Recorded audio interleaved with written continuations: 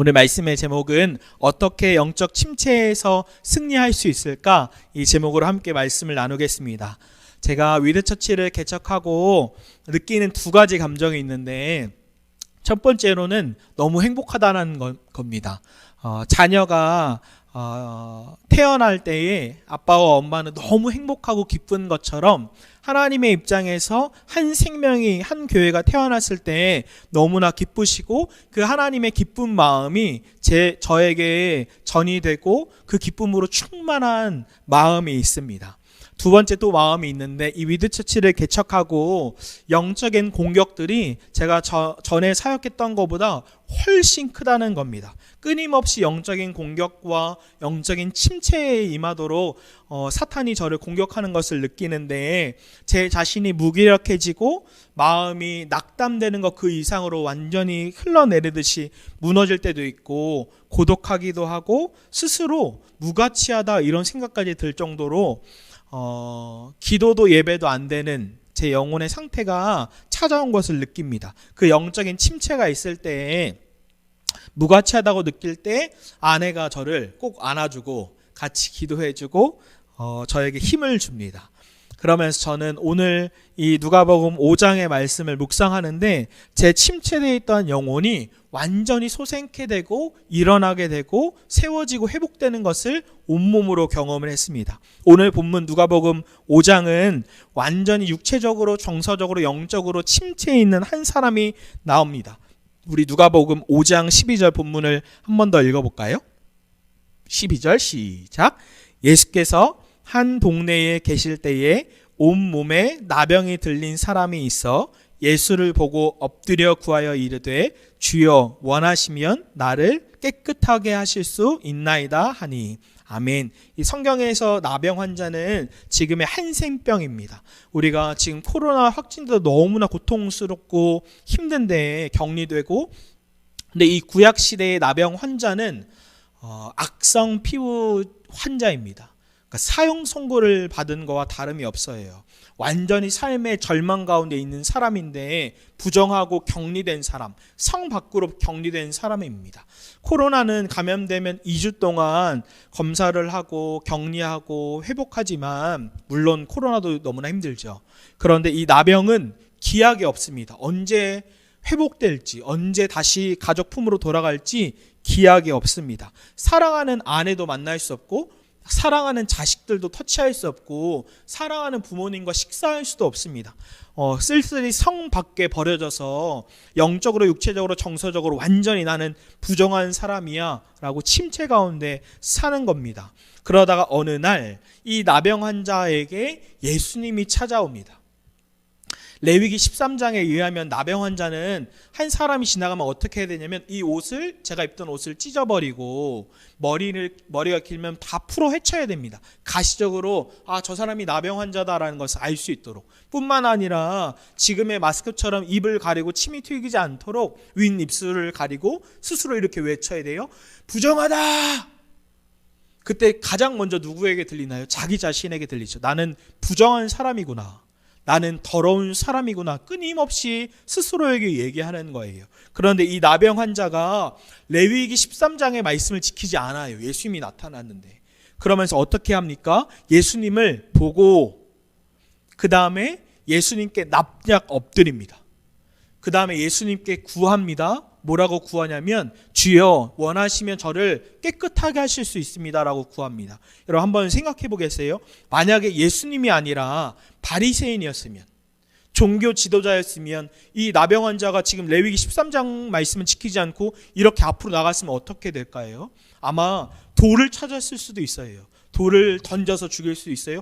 어디 이 부정한 자가 하나님 말씀 지키지도 않고 더럽게 내게 나와. 왜냐하면 이 부정한 사람을 접촉하거나 만나면 부정함이 그 사람에게도 전가되기 때문이에요. 근데 예수님은 그렇게 하지 않으시고 어떻게 하시죠?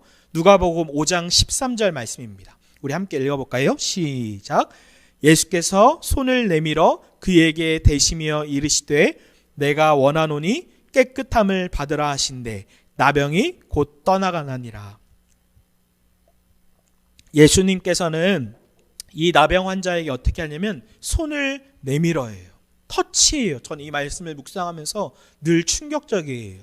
아무도 만지지 않는데 그에게 터치하는 거예요. 그를 만지시는 거예요. 그의 가족도 그를 만질 수 없고 어떤 누구도 만질 수 없는데 예수님은 이 영적으로 육체적으로 정서적으로 완전히 침체해 있는 부정한 자를 터치하십니다. 그러면서 이 부정함이 예수님께 전가되는 것이 아니라 예수님의 거룩함이 어떻게 되죠? 이 부정한 자에게 반대로 전가되는 거예요.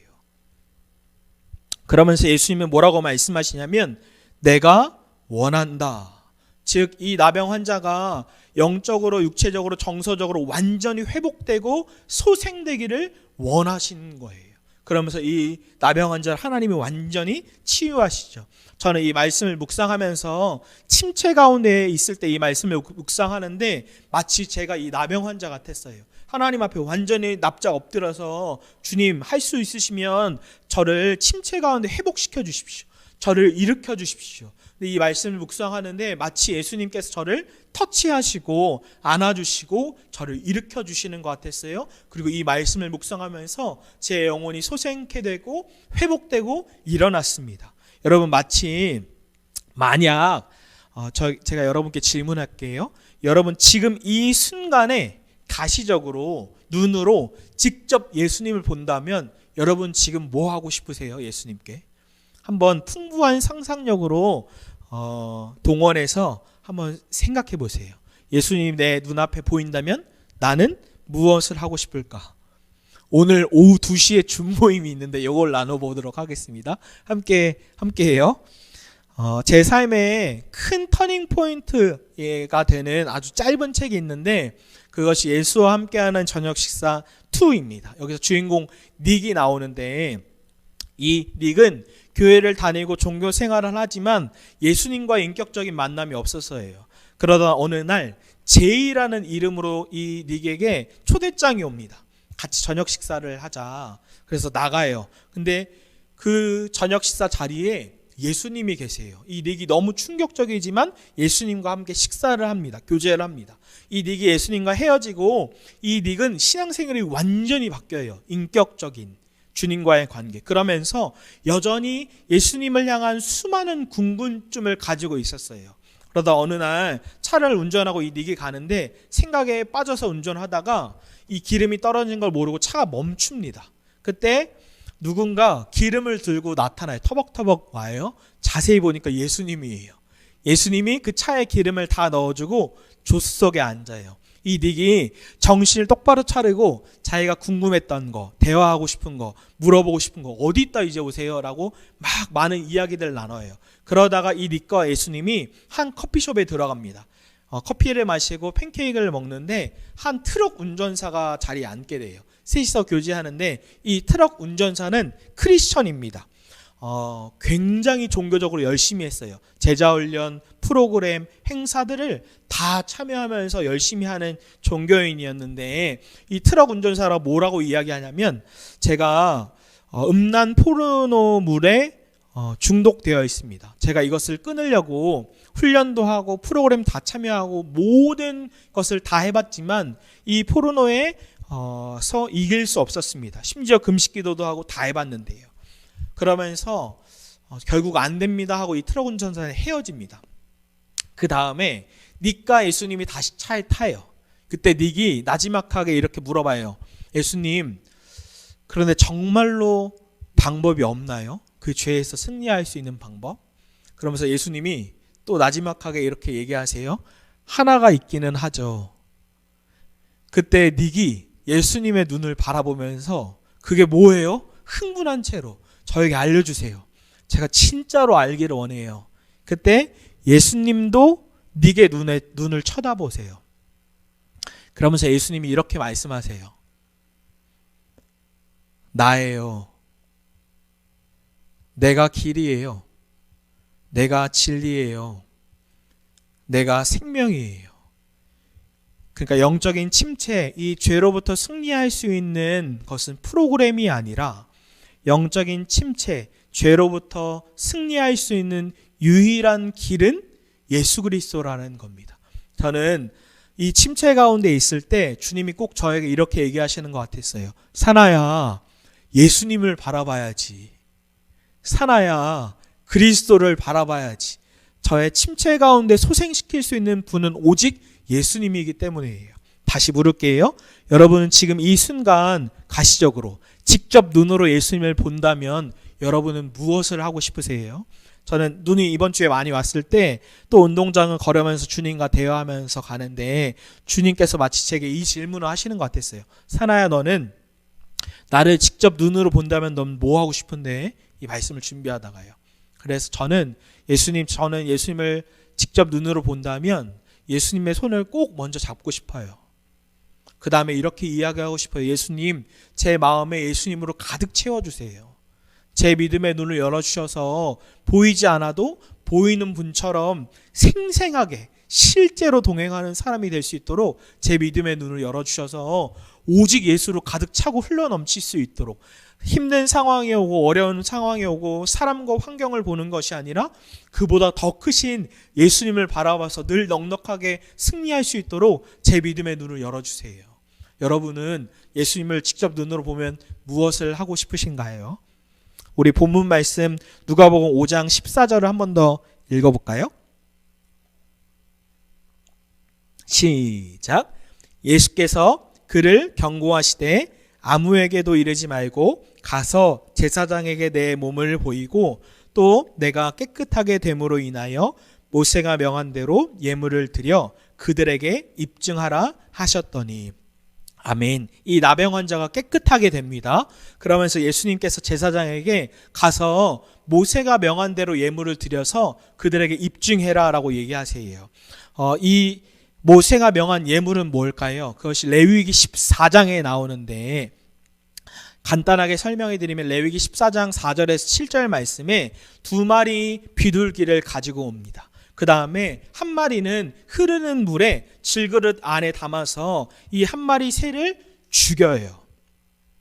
그 다음에 이 피를 가지고 나병에서 깨끗하게 된 사람, 그것이 저라면 저에게 7번 피를 뿌립니다. 7번은 완전한 수를 의미해요. 저에게 피를, 그 새의 피를 뿌리는 거예요.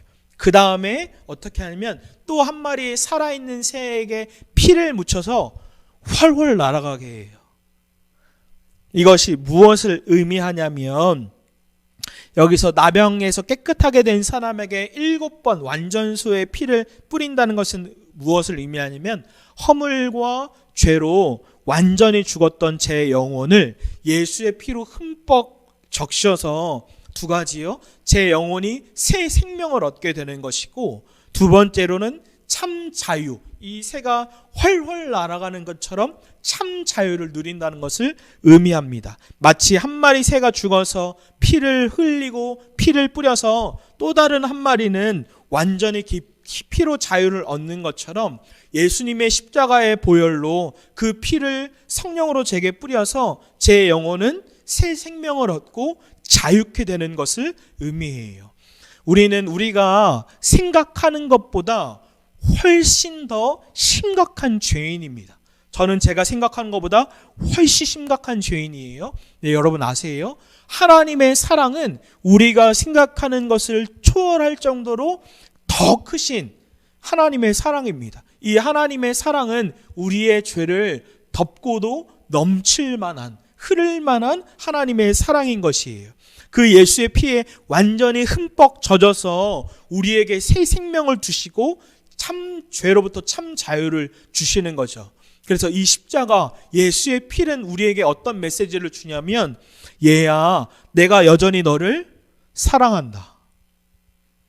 얘야, 내가 너를 여전히 용서한다.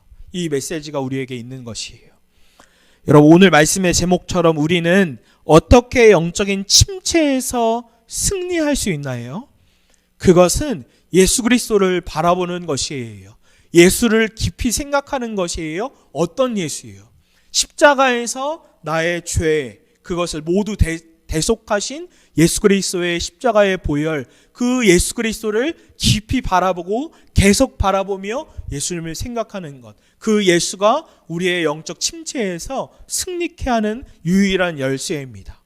저는 박완서 작가의 한 말씀만 하소서 책을 보았는데, 자식을 잃은 고통과 슬픔을 절절한 일기로 기록했어요. 제가 짧은 글을 읽어드릴게요. 9월 12일 눈을 뜨니 낯선 방이었다. 옆에서 손자가 곤히 자고 있었다. 꿈이었으면 하는 몽롱한 착각을 즐길 새도 없이 아들이 이 세상에 존재하지 않는다는 사실이 무서운 괴물처럼 가차없이 육박해왔다. 꿈에라도 아들을 보게 해달라고 그렇게 간절히 기도했다. 주여, 그렇게 하찮은 존재에다 왜 이렇게 진한 사랑을 불어넣으셨습니까?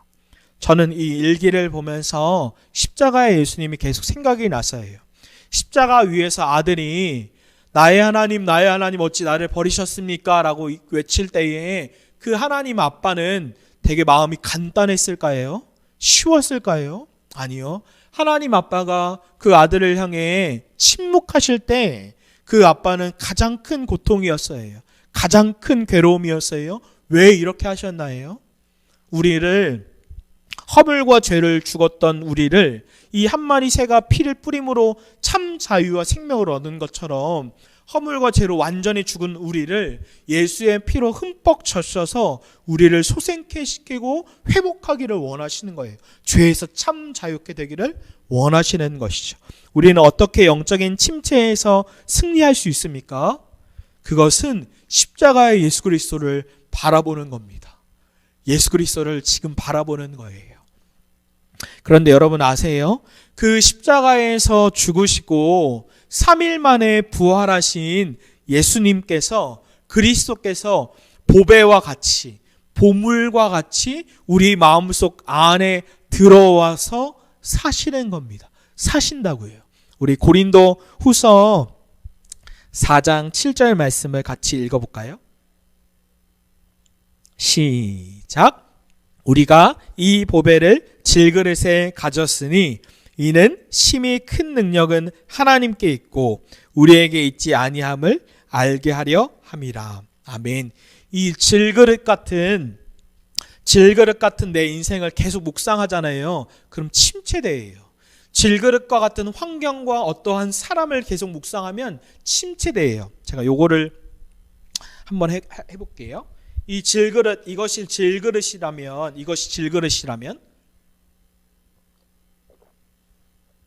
별로 가치 없을 수도 있어요.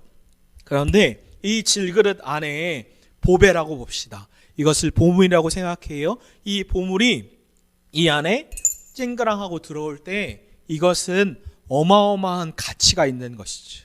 동일해요. 질그릇과 같은 제 인생은 초라하고 침체되어 있고 영적으로, 육체적으로, 정서적으로 완전히 바닥이지만, 환경을 봐도 그렇고 사람을 봐도 그렇지만 그 마음속 안에 오신 보배, 보물이신 그리스도를 믿고 바라볼 때 우리의 영혼은 가장 가치 있고 소생케 되는 것이에요. 우리 마음속 안에 그리스도가 들어와 사시는 것이죠. 제 안에 예수님이 사신다고요. 저는 이것이 주님이 우리와 함께 하신다라는 것이 정말로 저희가 다 알고 있거든요. 하나님이 우리와 함께 하시지. 이것을 지식으로 아는 것이 아니라 하나님이 나와 함께 하시는 것이 정말 실제이기 원하는 거예요. 가장 생생하게 되게 원하는 거예요. 우리는 어떻게 영적인 침체에서 회복할 수 있습니까? 그는 예수님께서 나예요. 내가 길이에요. 내가 진리예요. 내가 생명이에요. 라고 말씀하신 것처럼 그 생명이신 나와 함께 계시는 주님을 바라보는 것이에요. 저는 이 복음을 우리의 삶에 구체적으로 적용했으면 좋겠는데, 조나단 에드워즈, 청교도의 위대한 신학자인데 그의 친구 데이비드 브레너드가 있었어요.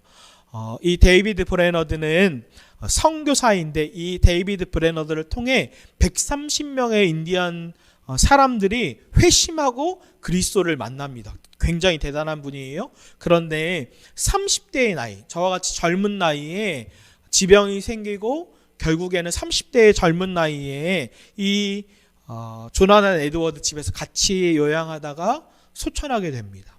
그러면서 30대의 나이까지 이 데이비드 브레너가 꾸준하게 예수님과 동행하는 일기를 기록했는데 조나단 에드워즈가 그것을 책으로 내게 해달라고 얘기해요. 근데 데이비드 브레너가 안 된다 해요. 그러다가 마지막에 그것을 허락해줘요. 그 일기가 나와 있어요.